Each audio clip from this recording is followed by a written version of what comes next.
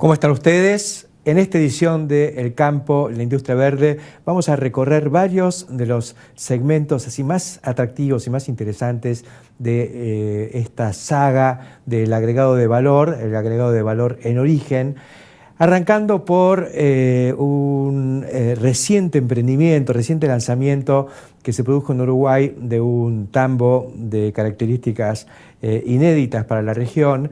Se trata de un confinamiento completo para 15.000 vacas en ordeñe de Estancias del Lago, en las cercanías de la localidad de Durazno, en el corazón de la República Oriental del Uruguay.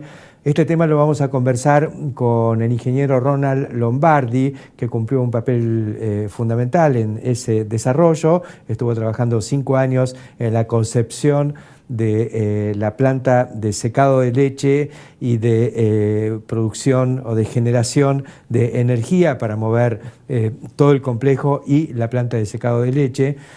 Así que creo que tiene mucho para contarnos, porque al meterse en ese tema tuvo que arrancar desde la bosta de los animales confinados, su conversión en biogás, la utilización de biogás para la generación eléctrica y de aire caliente y vapor, en fin, todo esto que nos va a contar con mucho detalle Ronald, quien además nos va a mostrar algunas fotos de lo que es ese mega emprendimiento, que creo que nos obliga a pensar si no es un modelo para tener en cuenta también para la Argentina.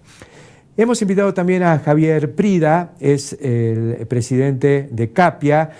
Capia, junto con la actividad porcina y cepa, la actividad de pollos de procesadores avícolas, Capia pertenece más bien al sector huevos. Van a organizar una exposición avícola y porcina que se hace cada 2 años. Me parece que es un punto de encuentro fundamental, porque allí vamos a tener la oportunidad de ver todo lo que hay en la Argentina sobre esto, más la presencia de empresas y algunos expertos del exterior que van a explicar las novedades y las grandes tendencias de este rubro tan interesante y que ha sido tan dinámico en los últimos años en la Argentina. Huevos, a los que no le hemos prestado mucha atención, sin embargo, han crecido y vienen creciendo con mucho empuje, ahora mirando al mercado internacional. El huevo es maíz con valor agregado, maíz y harina de soja con valor agregado. Queremos meternos un poquito más en el tema de lo que está pasando con el maíz en la Argentina. Siempre digo que así como la soja fue el gran producto del fin del siglo pasado y comienzos del siglo XXI, el maíz es lo que viene ahora, y sobre todo sabemos que viene un aluvión de maíz y queremos ver de qué manera lo podemos aprovechar para generar empleo, actividad en el interior, valor agregado, renta. Y para esto, nada mejor que hablar con Martín Fraguío, que es el director ejecutivo de Maizar, la organización que coordina a toda la cadena del maíz. Y vamos a conversar también con el contador Santiago Sáenz Valiente, nuestro experto en temas impositivos, acerca del impacto que pueden tener estas recientes medidas sociales que apuntaron a la reducción del IVA en los alimentos en favor de los más necesitados, toda una acción muy plausible, pero que tiene impacto en el sector. Queremos ver cuál es la visión que tiene Sáenz Valiente al respecto y de qué manera se presentaron estas modificaciones o este decreto, un decreto de índole social, para evitar distorsiones que normalmente se generan a partir de esta clase de medidas. Estos son entonces los temas que vamos a compartir con todos ustedes en esta edición de El Campo, la Industria Verde. Enseguida volvemos.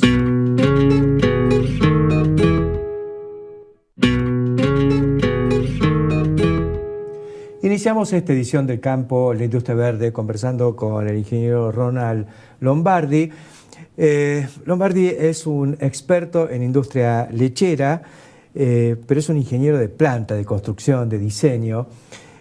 Tuvo un papel decisivo en los últimos años en la construcción del megatambo de Durazno, en Uruguay, de Estancias del Lago, un emprendimiento de 15.000 vacas en encierre total.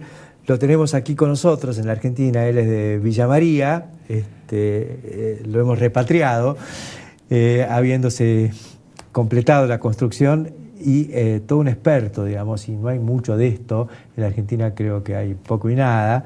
Así que queríamos ver un poco cuáles son sobre todo en este momento, donde el clima le está jugando un partido bastante bravo al tambo tradicional. ¿Cómo es este paso de aquella visión del tambo pastoril a este tan, digamos, duro en confinamiento total?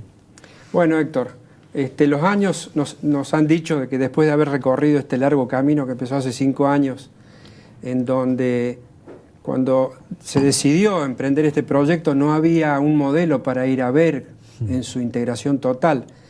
Después de 5 años, ya casi terminado a un 95% el megatambo en Durazno, podemos decir que el desafío de estos proyectos es la integración. Sí. Y rápidamente se vislumbra que este tipo de proyecto viene a solucionar muchas cuestiones que tienen que ver con lo que falta hoy en Argentina, por ejemplo, ¿no? Es decir, el hecho de hoy, por ejemplo, ante esta contingencia climática, ante este evento tan complicado de lluvia continua y demás, entendemos que las vacas en un sistema intensivo, en establos, van a asegurar para los sistemas en los cuales esté implementado una producción constante y por sobre todas las cosas van a ser este sistema capaz de reducir al mínimo, por ejemplo, mastitis, todo lo que tenga que ver con el barro en un sistema pastoril, ¿no? Seguro. Pero al mismo tiempo, el tema, yo creo que todo entra dentro del gran paraguas de lo que se dio en llamar bienestar animal. O sea, una vaca confortable come más y comer más significa más leche cuando se cuenta con la genética. Seguramente. Este complejo integrado asegura en todo el año un promedio de leche que ronda alrededor de los 30 litros por vaca por día por animal. Entonces, independientemente de las condiciones, independientemente de lo que esté ocurriendo afuera, esa producción está asegurada. Ajá. Cuando hablas de integración, ¿a qué te referís? La integración en este tipo de sistemas, de proyectos, tiene que ver con los recursos que tiene la zona en la cual se implanta, es decir, la disponibilidad del alimento, la cercanía con la fuente de alimento, la cercanía con las fuentes de agua. Eso es clave y estratégico cuando uno pretende intensificar o juntar en un mismo lugar, en una misma zona, por ejemplo, 10.000 vacas, ¿no? Tiene que pensar mucho en el agua. A 100 litros solamente de consumo, pero además está todo el agua de lavado, de barrido de la bosta y demás. Correcto. Pensando en esos recursos que estén disponibles, después generando la comida, la alimentación para estos animales, los animales produciendo esa leche siendo procesada lo más cercana posible al establecimiento. Ajá. Ese es un plus de calidad. ¿A dónde se manda la leche que se produce en ese tambo de 15.000 vacas? En en particular de Uruguay no se manda a ningún lado. A 100 metros hay una planta de fabricación de leche en polvo. Ajá. Entonces, la leche que se ha ordeñado, que ha salido de la ubre de la vaca, máximo a las 6 o 8 horas, está convertida en polvo. Eso es un plus único. Por supuesto. Yo me imagino que incluso hasta habilita para algunas producciones especiales, como podría ser las ventas kosher o halal, ¿no es cierto?, donde ahí hay que certificar tambos. Acá está todo certificado en la misma unidad. Sí, eso es correcto. Tampoco hay que olvidarse el tema, cuando yo digo integración, que es tan amplio ese concepto, el tema de los efluentes, ¿no? Ajá. ¿Qué pasa? Dijo hace muchos años un especialista que trajimos desde Estados Unidos, señores, acá el gran desafío no es hacer leche, no es hacer el alimento, es manejar el estiércol de las vacas. Ajá. Claro, para un promedio de 58 o 60 kilos de estiércol por vaca por día, 15.000 vacas. Eso es un volumen muy importante. Entonces la elección del sistema de recolección de ese estiércol, por lo tanto uno no puede hacer cualquier piso, tiene que hacer un piso adecuado para poder acumularlo y después tiene que tener un sistema para llevarlo ese estiércol, ¿no? Ajá. Que llámese flashing con agua, un sistema de vacuum o aspiración por vacío. Sí. Y bueno, y después el plus que nos da ese estiércol energéticamente. Ajá. O sea que el tema es convertir el efluente en algo de valor. Totalmente. Pensemos, para hacer un número rápido, que para unas 3.000 vacas más o menos tienen un potencial de 800 kilovatios horas eléctrico o 1.500 kilowatt térmico. Ajá, un Entonces, mega.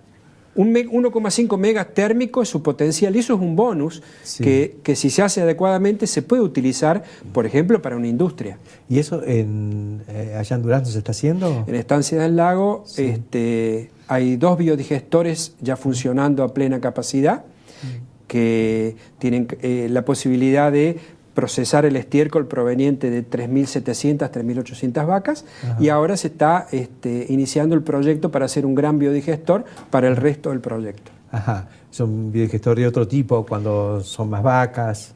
Claro, una de las cosas que hemos aprendido en estos años es que dependiendo de cada implantación, hay un modelo de biodigestores, ¿no? La primera fase de este proyecto se hizo con el modelo europeo, que son los biodigestores tradicionales que uno ve en Alemania, los tanques, con el domo copete, superior y demás, que funcionan muy bien desde el punto de vista energético, pero desde el punto de vista del balance de entrada-salida de esos efluentes, y si el efluente trae algún residual de contaminación, es complejo de manejar el caudal que entra y sale. Hay algunos modelos ya desarrollados en Estados Unidos, específicamente para tambos,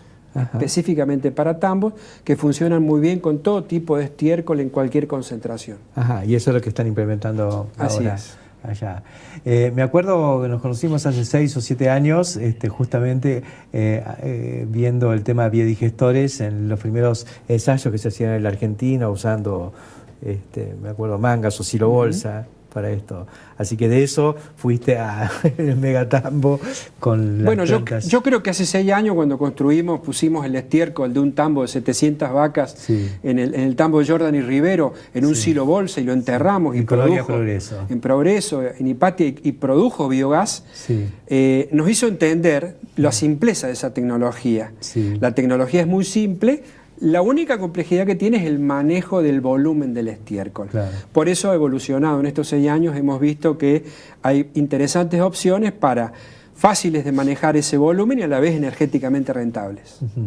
El biogás tiene una salida lógica ahí adentro. ¿Qué es lo que hacen en Durazno? El biogás puede ser usado directamente en un generador para generar electricidad, o si no, el biogás se quema. Si se quema para generar, por ejemplo, aire caliente, vapor en una caldera o vapor en una caldera, su eficiencia casi llega al 100, supongamos un 90%. Así que es el máximo aprovechamiento si se convierte en energía térmica. Ajá. Y eso es lo que se está haciendo allá. Por eso estos proyectos también se integran muy bien con el secado de leche, con la energía del residual de la bosta de las vacas. Claro, imagínense que una planta de leche en polvo utiliza como elemento de conversión energético el aire caliente, por un lado, y el vapor. En Uruguay especialmente, y ahora va a pasar en Argentina, las tarifas de gas y electricidad son altas. En Uruguay son altas, y en Argentina veremos que pronto van a ganar estándares internacionales, ¿no es cierto?, sus precios.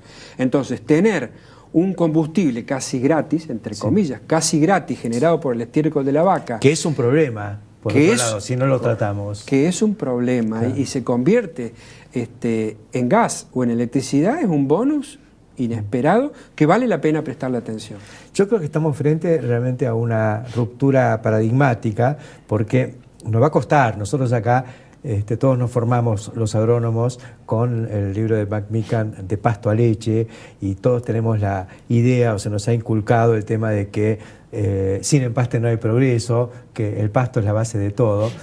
Y de pronto, yo también creo que el pasto es muy importante, pero a veces confundimos pasto con pastoreo, ¿no es cierto? Y por privilegiar nuestro sistema tradicional o por pensar que es más barato, tenemos un lucro cesante todos los años. Este año es crítico, pero yo creo que todos los años estamos perdiendo un 25, 30% de potencial lechero por aferrarnos a un paradigma viejo. Y totalmente, y si pensamos, yo creo que este es un tema para todos, ¿no? También es para la industria, es para el productor y también para la industria. Pensemos que en esta situación hoy de la lechería, por la cual pasa la lechería, solamente con el disparo de las células somáticas a valores totalmente altísimos, ha pulverizado los rendimientos, por ejemplo, en las queserías. Eso es muchísimo dinero para el industrial. Sí.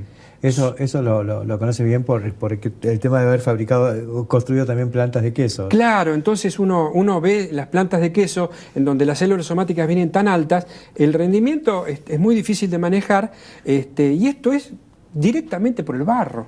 Sí.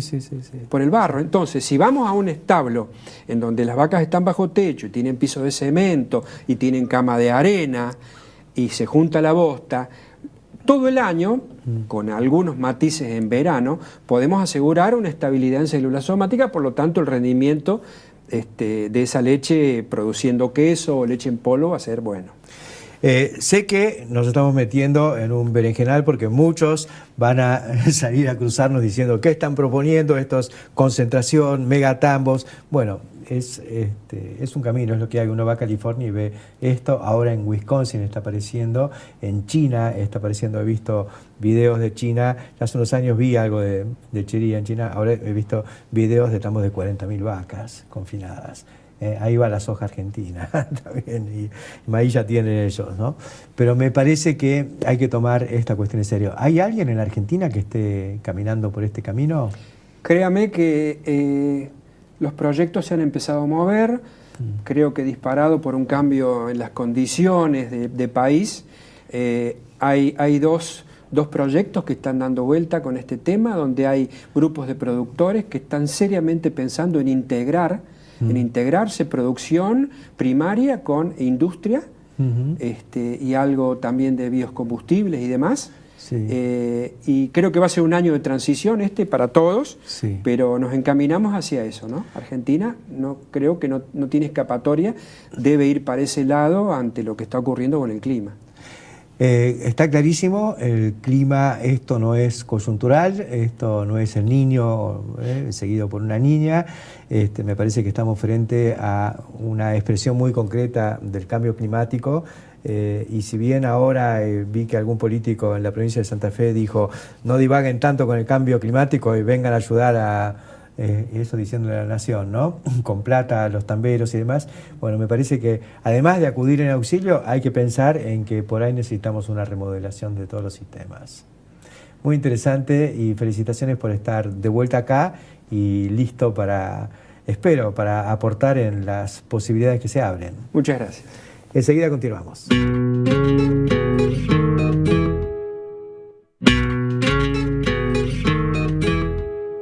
Continuamos en el campo, en la industria verde, y pasamos de la leche al huevo, omelé. Estamos con Javier Prida, que es el director ejecutivo, presidente de la Cámara Argentina de Productos de la Industria Avícola, de procesadores de la industria avícola. De cara a un evento muy importante que tenemos dentro de pocos días, una exposición y congreso internacional aquí en Buenos Aires, donde vamos a poner todos los huevos en la sartén. Exactamente, estamos con los días contados para que los días 10, 11 y 12 de mayo se lleve adelante la Expo Avícola en conjunto con Porcinos. Sí. Es una feria que hacemos cada 2 años de nivel internacional, donde vamos a poder contar con más de 160 empresas nacionales y extranjeras. Vienen empresas de Italia, de España, de Alemania, de Estados Unidos, de Francia, de Brasil, de China. Sus productos. A exhibir sus productos, sus equipamientos, a mostrar los nuevos desarrollos, las nuevas tecnologías. Tenemos muchas empresas argentinas con mucha innovación, con mucho desarrollo. Afortunadamente podemos decir que hoy está el 96% de ocupación al día de hoy, y con mucha expectativa porque durante la mañana vamos a llevar el número 11 seminario, 11º Seminario Internacional de Ciencias Avícolas, con la presencia de 16 disertantes de nivel internacional que vienen de países limítrofes, como puede ser de Uruguay, de Brasil, también vienen de países más lejos como Holanda, Estados Unidos, Colombia, México. Viene gente de España, de Bélgica. La verdad que para nosotros es una apuesta fuerte porque vamos a tener traducción simultánea a 3 idiomas, o sea, van a poder escuchar las charlas en español, en portugués y en inglés. ¿Qué abarcan las charlas? Las charlas tienen 4 días, tienen 5 temáticas muy grandes. La primera es sanidad, La segunda es nutrición, la tercera es manejo y medio ambiente, la tercera es genética y el plato fuerte va a ser el panel empresarial, que nos visitan James Hammer, que es el presidente de la IPC, de la International Poultry Council, que es la asociación de todos los productores de pollo del mundo, y también viene Ben de la Aer, que es un holandés, que es el presidente de la IEC, International Egg Commission, que es el presidente de todos los productores del huevo del mundo. O sea que Argentina está muy fuerte. La verdad que estos dos amigos que están viniendo a la Argentina no vienen porque sí, sino porque reconocen lo que es la avicultura argentina en el contexto internacional y les parece muy necesario ellos venir a contar cuáles son las tendencias que ven de cara a futuro para el sector, ¿no? ¿Cómo están viendo ellos a la Argentina? Ellos la están viendo bien.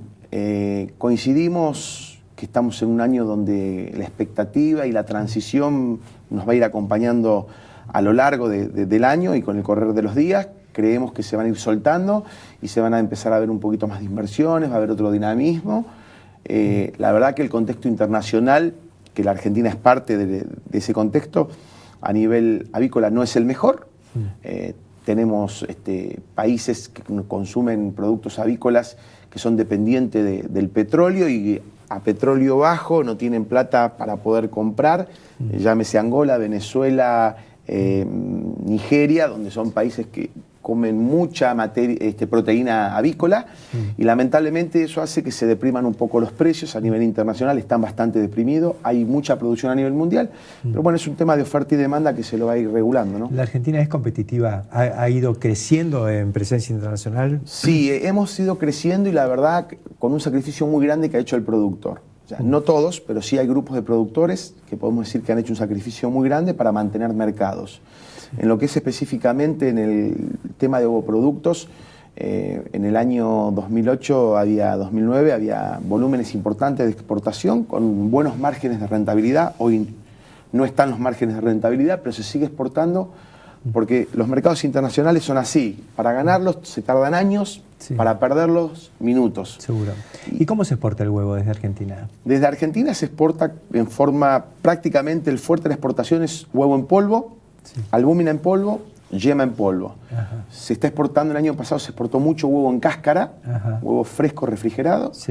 ¿Y eso cómo va en maples? Va en maples, en box, o sea, cajas de 360 unidades. ¿Pero a países limítrofes eso? No, Medio Oriente, Kuwait, Qatar, Emiratos Árabes, Israel. La verdad que van esos países más que nada a retails, a supermercados. Así que va directo desde acá. Va directo de supermercados, sí. Muy reconocido la calidad del huevo argentino. Lo mismo que el ovoproducto argentino es de muy buena proteína. Además, eso va con todo un packaging que implica también desarrollo de la industria del envase, ¿no? Los maples de cartón Exactamente. El envase primario, que es el maple, y el envase secundario, que es el box, que es la caja de 360 unidades, que muchas veces salimos a las corridas a buscarla porque no estás vendiendo a nadie, de repente te entra una orden de compra de 10 contenedores y tenés que salir a buscar pero bueno, vamos aprendiendo, todos los días se aprende. Nobleza obliga, hemos aprendido mucho estos últimos años. La gestión pasada nos ayudó mucho, esta gestión nos está ayudando mucho y la verdad estamos con el desafío de ir mejorando. Nosotros queremos llegar para el año 2020 a tener 48 millones de animales en postura, lo que implicaría tener que mínimamente exportar el 12% de lo que producimos. Hoy estamos en alrededor del 6%, o sea que tenemos que duplicar las exportaciones. En relación al potencial, porque el pollo es inversión por un lado, conocimiento, tecnología, espíritu empresarial, pero maíz y soja. Exactamente. Y de eso tenemos de sobra. El huevo pasa lo mismo. El huevo prácticamente es maíz-soja. Cualquier movimiento del maíz o de la soja enseguida impacta en los costos. Seguro. Es muy sensible. Creemos que los estudios que tenemos de consumo nos indican que estamos llegando a un techo en lo que es el mercado interno. Somos el 5º país consumidor de huevo del mundo. Quinto país consumidor. Y eso que el huevo no entra en el desayuno en la Argentina no entra. Es una lástima, es verdad. Porque ahí hay un potencial. Bueno, muchos creen que los americanos desayunan todos los días un huevo y eso es un mito. No es así. No es así. Es más probable ver un americano con un café y con un muffin que con un huevo en sí. Los argentinos comemos más el huevo como huevo. O sea, como puede ser como huevo duro pasado por agua, pollé, molé o en algunos casos frito. Pero los americanos lo comen más en preparados, en panificados. O sea, el sector bakery consume mucho huevo. Y nosotros no, acá en la Argentina el huevo nuestro es más visible. O sea que ya tienen un destino más gastronómico que hogareño, digamos. Exactamente. Vos vas a las grandes tiendas a comprarte tu cafecito y te compras el panificado. Por eso son los desafíos que tenemos, ¿no? De hecho, viene una charla que va a estar en la Expo Avícola en conjunto con Porcinos. Viene a darla Ben de la ER, que viene a hablar de los nuevos desafíos que tiene la industria, ¿no? Con todo lo que esto implica con el uso de antibióticos, con el tipo de producciones, con producciones amigables con el medio ambiente. Bienestar animal, o sea, estamos en la vanguardia de eso. Y qué mejor que cuando nos toque tener ese desafío cara a cara, estar preparados, ¿no? Yo siempre digo que no hay que esperar que llegue el problema, sino anticiparse. ¿10, 11 y 12 o 11, 12 y 13? 10, 11 y 12. ¿Dónde? Martes, miércoles y jueves en Costa Salguero, entrada libre y gratuita. Al seminario no, porque la entrada se abona porque son capacitaciones. Y tenemos 340 lugares, de los cuales poquito más de 250 ya están reservados. Hay que apurarse. Hay que apurarse. Muchísimas gracias, Javier Prida, de Capia, por contarnos lo que va a pasar en esta exposición. Y por supuesto estaremos allí desde el omelé de las 8 de la mañana. Están invitados. Enseguida continuamos.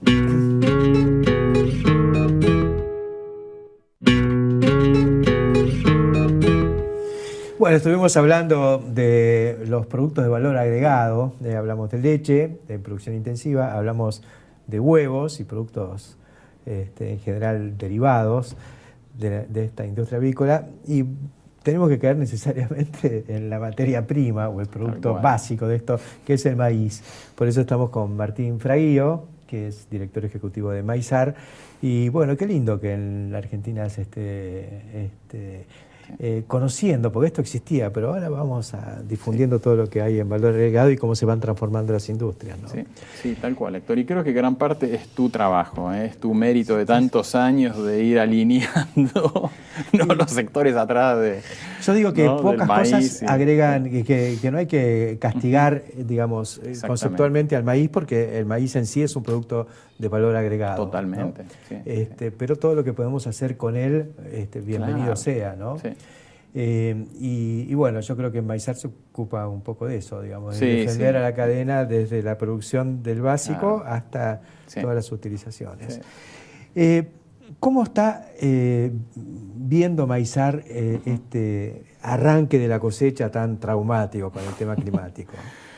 Bueno, ya la siembra fue bastante traumática, o sea, el año 2015 tuvo un par de características bastante complicadas, que inicialmente la siembra de los maíces tempranos fue mínima, fue de alrededor del 30% de la superficie, o sea, realmente un fracaso en la siembra temprana, que se compensó con todos los maíces tardíos, y eso nos está ayudando hoy. Pero también lo que hubo el año pasado con la Secretaría de Comercio manejada, digamos, por la gestión anterior, fue una estrategia de prohibición de exportaciones de maíz muy fuerte, que dejó uno de los carry, uno de los stocks más grandes de la historia argentina, pasar de un año al otro. Claro, al subir el presidente Macri, liberar las exportaciones, todavía hoy lo que se está exportando son las pocas trillas, digamos, lo que se pudo cosechar de esos maíces tempranos, pero sumado al maíz anterior. Entonces estamos como 45% arriba en el primer trimestre respecto al año anterior. De embarques. De embarques, es una cosa impresionante. Impresionante. Ahora, lo que sí yo estuve viendo, y creo que en parte tiene que ver con Argentina, pero también con Brasil, los precios en Chicago se han entonado mucho en los últimos días. Exacto. Hay una afectación de la safrinia, digamos, del maíz. Claro, tal cual. No está tan fácil como parecía, a pesar de que los volúmenes son enormes. Todavía está costando salir, y hoy los puertos estos del hemisferio sur están teniendo precios muy interesantes. Martín, la saga esta de valor agregado preocupa a todo el mundo, ¿no? Valor agregado en el origen, se machaca. ¿Vos estás percibiendo que hay dentro de los mismos productores de maíz o de otros sectores que ven venir el aluvión en los próximos años para meterse en el negocio de transformar al maíz en producto de mayor valor? Más o menos. Nosotros vimos en los últimos años, sobre todo de la mano de los biocombustibles y de algunas actividades, ¿no?, que tenía maíz muy barato, un gran empuje hacia eso. Pero hoy la realidad es que la mayoría de los sectores de la transformación del maíz, digamos, ¿no?, que es el primero en Argentina es la carne vacuna, el segundo son los pollos, el tercero es la lechería, el cuarto es la molienda húmeda, el etanol, los cerdos. Todos están en realidad con situaciones de mercados externos bastante complicadas y también situaciones en el mercado interno, algunos por el simple hecho de la inflación, otros por el aumento de la tarifa eléctrica en el interior, que en algunas zonas fue realmente brutal, y de nuevo la Argentina en algunas comunidades del interior tiene electricidad más cara de la región y de las más caras del mundo. Otros por el aumento de otros costos, entre ellos el costo de los granos, pero siempre los granos ocupan un lugar menor en todo este combo de la economía argentina. Entonces, menos de lo que nosotros pensábamos. Y nosotros lo que insistimos es que hay que trabajar sobre el concepto de cadenas de valor competitivas. O sea, agregado de valor está muy bien, pero solo es viable si esa transformación o ese aumento del valor de los productos está visto desde una cadena de valor que de punta a punta, cada aspecto de la tecnología, de la eficiencia energética, del costo del transporte, de la infraestructura, está visto en una unidad y todo avanza parejo, más rápido, más despacio, pero parejo. Siempre me llamó la atención que a medida que nos alejábamos de la tranquera íbamos perdiendo competitividad. Exactamente. Que muchas veces había transferencia por distintos mecanismos de la productividad, digamos, de la competitividad que se generaba en la producción básica en ese esfuerzo o intención de agregar valor, ¿no? Sí, pero nosotros lo vemos que ahí hay un problema en el fondo de trabajo en la estrategia. Si una cadena de valor es competitiva en la medida que sus actores son capaces de trabajar una estrategia unificada del principio a fin, o sea, la estrategia no es la suma de las estrategias de cada sector, la estrategia del INTA, más la de la universidad, la del profesor, la del semillero, la del que siembra, la del que cosecha, la del productor, la del banco. No, hay que juntarse todos, que es lo que venimos haciendo en Maizal hace 14 años, tratar de juntarse, y vemos que ahora es más importante que antes, ¿no? Es mucho más importante, porque hoy el mundo no es fácil. Seguro. Quizás hasta el año pasado o el anterior, con maíces de 250, 300 dólares por tonelada fuera, sojas de 500, 450. Disimulaban cualquier cosa. Se disimula todo. Pero ahora que la Argentina necesita transparentar sus estructuras productivas, comerciales, superar finalmente todo el desorden de los fondos buitres, los holdouts, el endeudamiento, el gasto público, la eficiencia tanto en lo público como en lo privado, es indispensable ir trabajando en esto. Y ahí es donde vemos menos de lo que nosotros pensábamos. Nosotros pensábamos que iba a ser cambio de gobierno instantáneamente, alineación perfecta, cada cadena de valor, todos trabajando unidos, y todavía eso no lo vemos. Sigue habiendo tensiones, digamos. Sí, o falta de coordinación, de integración, ¿no? Y muchos sectores con problemas, ¿no? Entonces, quizás el de los biocombustibles es el que... Eso te iba a preguntar, si tuvieras que hacer un ranking de dónde fue el mayor avance en, digamos, en inversiones para agregado de valor, así para plantear las macro, ¿no?, las más importantes. ¿Dónde se produjeron? ¿En biocombustibles? Y claro, en el caso de tanto de etanol como de biogás pasamos de cero a algunos ejemplos interesantes. En el caso de etanol, a estar proveyendo, no sé, el 6 y pico por ciento, claro, 6 y pico, ¿no?, por ciento del mercado de naftas, que es un mercado muy importante, y con la posibilidad de rápidamente crecer muchísimo, que es lo que nosotros venimos discutiendo, cómo ahora pasar de este 12% a un esquema como el brasilero. Brasil hoy está en 27,5% en el corte, y un mercado de alcohol hidratado que es el mismo volumen. Entonces yo creo que estamos o deberíamos ir en ese camino para tratar de amortiguar el mar de maíz que se nos viene, porque acá el aumento de área de este año y de los próximos 2 o 3 años va a ser tan enorme que necesitamos construir estructuras de consumo internas. Yo creo que esto que estás planteando vos sobre digamos, el concepto flex, ¿no? Porque estamos frente a la paradoja de que los motores flex se fabrican en Córdoba, digamos, pero van a Brasil como flex. Al mercado argentino van para nafta exclusivamente.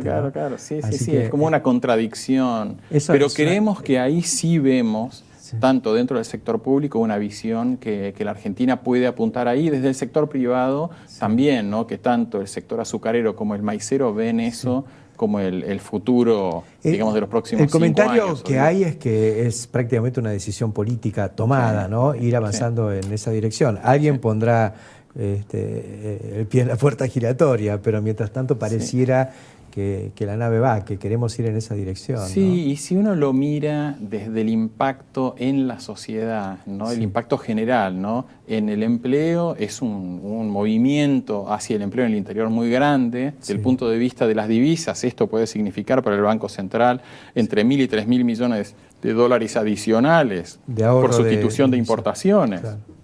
Así que un número muy, muy grande. Y del punto de vista de la atracción de inversiones, si fuéramos a esos números 20, 22%, básicamente significaría prácticamente un poco más que duplicar la capacidad actual, con lo cual serían más de 1.000 millones de dólares de inversiones solo en plantas de etanol, más todo lo otro. Así que habría un ingreso de divisas y de movimiento, ¿no? O sea que para el Banco Central pueden significar por ahí, en forma instantánea, digamos, 4 o 5 mil millones de dólares, de los cuales 2 o 3 mil sean después continuos en años de operación. Siempre decimos que así como la soja fue el gran motor de fin de siglo, digamos, y de la primera década del siglo XXI, el maíz es lo que viene de acá en adelante. Exactamente. Y si sumamos lo que hablamos hace un minuto, ¿no? Del tema del biogás, para sustituir gas natural licuado, o para diseñar algunas otras estrategias de sustitución. Claro, o aunque sea de sustitución de gas, ¿no? Sustituir el gas natural licuado, sustituir el gas licuado de petróleo que la Argentina podría estar exportando. Y me parece que ahí también tenemos otros par de miles de millones de dólares que para la Argentina también podrían generar un impacto muy grande, porque además son todas estructuras productivas que generan un empleo increíble en el interior, ¿no? O sea, tiene una gran trama de apoyo atrás, ¿no? Lo vamos a hacer. Poquito lo vamos a hacer. Muchas gracias, Martín, por Héctor, acompañarnos. Y enseguida continuamos.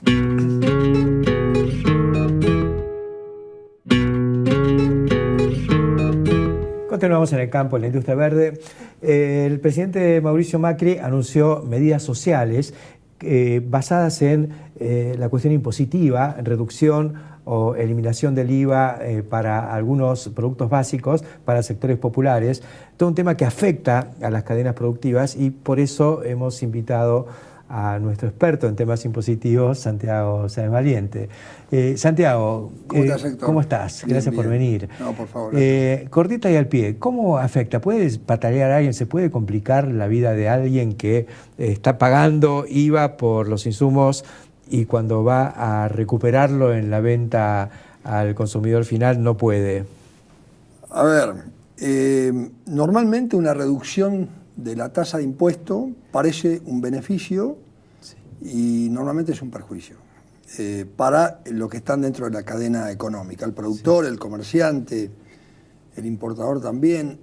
Sin embargo, esto se quiso hacer o se pensó hacer una reducción de alícuota que ya la tienen los granos y ya la tiene la hacienda, bovina esencialmente, porque no nos vamos a meter con los camélidos y todos estos detalles, ¿no? Pero lo cierto es que el pollo, que estuviste hablando, y el cerdo, se pretendía o se consideraba que hubiera sido bueno bajar la tasa a la mitad para que los sectores populares puedan llegar a acceder a esa carne más barata o, en definitiva, lograr exportar más carne vacuna y que se consuma este tipo de carne de esa forma del mercado interno. Esto hubiera sido un verdadero problema y no se llega así nomás a los sectores populares porque somos todos los que consumimos los alimentos en general, ¿no? Seguro. Todo tipo de alimentos, carnes y todo tipo de alimentos. Entonces se optó por tomar una medida que ya funciona en Uruguay, que es utilizar la tarjeta de débito que se le entrega a los jubilados, que tienen jubilación mínima, y a los que cobran la asignación universal por hijo, que hoy es de 996 pesos, y a esas personas que son las más vulnerables, las que están más afectadas. Justamente el IVA es un impuesto muy regresivo, porque ellos se consumen gran parte de de su ingreso en alimentos y están prácticamente todos grabados a la tasa del 21%. Por supuesto. Prácticamente todos. Tenés tema del pan y algunas otras cositas, pero en general todo el 21%. Buscar una forma de devolverle parte de ese impuesto. En definitiva, te la hago corta, son 300 pesos de tope. Sí. Es una acreditación a favor en su tarjeta de 300 pesos de tope. En definitiva, es la devolución del 15%. De la tasa, en vez del 21, le devuelven el 15%, en definitiva equivale al 70% del IVA pagado. Claro. Pero esto se ha considerado que es mezquino, 300 pesos. Yo creo que equivale a 2.500 pesos si se la cuenta más o menos, de consumo de alimentos, de canasta básica. Tiene su lógica porque también esto llega a 8.600.000 personas, se calcula. Todo el paquete están arriba de 30.000 millones de pesos de costo de este paquete social. Así que a mí me parece que puede funcionar, funciona en otros países, no tiene por qué no funcionar acá. Esto tiene que salir por ley, ¿eh? Tiene que salir por ley. Sí. Sin embargo, mientras tanto, sacaron un decreto, ya salió el decreto donde se entrega 500 pesos por única vez para tener tiempo de que salga la ley y se reglamente. Me parece interesante también el uso de la tecnología, en este caso las tarjetas, como un instrumento para la recuperación de estos gastos o de estos impuestos. Yo creo que es la única forma. Muchos se quejan de que bueno, el comerciante tiene que tener postnet, que hay mucha gente de bajos ingresos que vive en lugares alejados de lugares poblados. Bueno, va a tener que tener postnet, necesariamente. Así como tiene la tarjeta SUBE, en este caso es una tarjeta para este tipo de transacciones. Yo creo que es una medida adecuada, correcta, incluso la asignación universal por hijo también se está ampliando a los monotributistas de categorías más elevadas y también, por el otro lado, se está aumentando los topes de ingresos de lo que se llama el monotributo social. O sea, hay una serie de medidas, otras más de detalle, que asignaciones familiares que se están entregando también a los temporarios, más de 200.000 personas, trabajadores temporarios. Creo que eso es bueno, pero bueno, hay otras cuestiones que a mí me parece también que debieran estar planteándose, que no se planteen, no las escucho en estos momentos, que es el tema de resolver realmente el tema del empleo haciendo reducción en las cargas previsionales. Las cargas previsionales hoy son muy elevadas entre lo que se le retiene al empleado y lo que paga el empleador. Esto hace que sea muy difícil también para los empleadores y para las pymes tomar personal nuevo o emprender nuevos negocios, con lo cual me parece que, por un lado, la reforma tributaria que sabemos que se necesita hacer, sumado a esta cuestión de reducir realmente un poco las cargas previsionales, me parecen señales indispensables que espero verlas pronto para que haya un real crecimiento del empleo y, por supuesto, inversiones que hay que ver qué sucede con los dólares que están abajo del colchón, Héctor. Sí, hay que buscar una forma de... Sí, hay muchos. Y hay que buscar una forma porque ahora se está hablando de que no va a haber blanqueo. No sé cómo van a hacer para seducir y para realmente que esos dólares que seguramente no están declarados en las declaraciones de impuestos se vuelquen a la inversión, ¿no? Y al crecimiento. Me parece un tema crucial, así como otro por el que te vamos a convocar prontito, que es que se vienen los vencimientos de ganancias, estamos hablando de eso. Ya los tenemos encima, algunos ahora y otros para el mes que viene. Y bueno, hay que tomar algunas precauciones a la hora de cerrar esas declaraciones juradas. Venite la semana que viene y lo seguimos hablando. ¿Cómo no, Héctor? Muchísimas gracias, Santiago. Un gusto. Y nosotros enseguida volvemos aquí con el cierre de esta edición del Campo en la Industria Verde.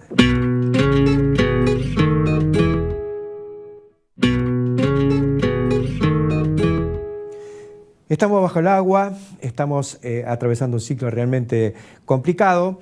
El que avisa no traiciona, es desagradable decirlo, pero como alguno mencionó que nos hemos olvidado o hemos dejado pasar este tema de las inundaciones y de las posibles pérdidas de cosecha, queríamos recordar que ya a mediados del año pasado, cuando se pronunciaba un año niño, nosotros dijimos, no solo hay que pensar en este niño, sino que tenemos que pensar en que estamos frente realmente a una nueva situación que no sabemos bien hacia dónde va, pero sí sabemos que va a ser cada vez más extrema, porque el cambio climático existe, llegó para quedarse y todo el mundo ha tomado conciencia de esto y en todo el mundo se está trabajando en función de la necesidad de mitigar los efectos, prevenirlos y al mismo tiempo generar las condiciones para lo que va a ser un mundo nuevo a partir de este cambio que por el momento no vamos a poder revertir fácilmente. La humanidad está tratando de contenerlo, de evitarlo y de manejarse con eso.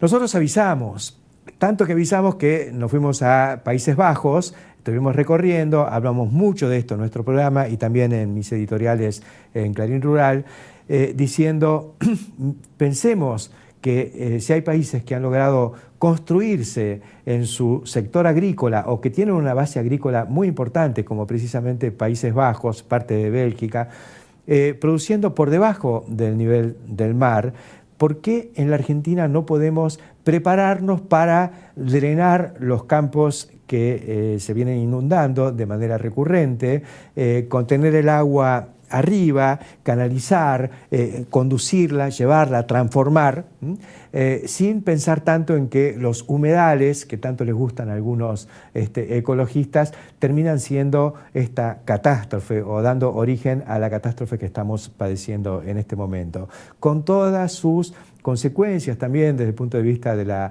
salud de la gente, la proliferación de enfermedades, todo lo que es esta lacra de vivir un poco con los paradigmas del pasado. Yo creo que el cambio climático llegó, está, no lo originamos nosotros, pero sí nosotros tenemos el deber y la posibilidad y el desafío de ordenar nuestros recursos de modo de aprovechar que hay agua y no estar sufriendo abajo del agua. Conversábamos al principio de nuestro programa de hoy con Ronald Lombardi acerca de los tambos en confinamiento, que son un poco la ola nueva de tecnología que uno ve no solo en las zonas áridas, como puede ser en California, sino también en zonas con mucha nieve, zonas muy húmedas y también con problemas de drenaje en el campo, como en el estado de Indiana o el estado de Wisconsin en los Estados Unidos.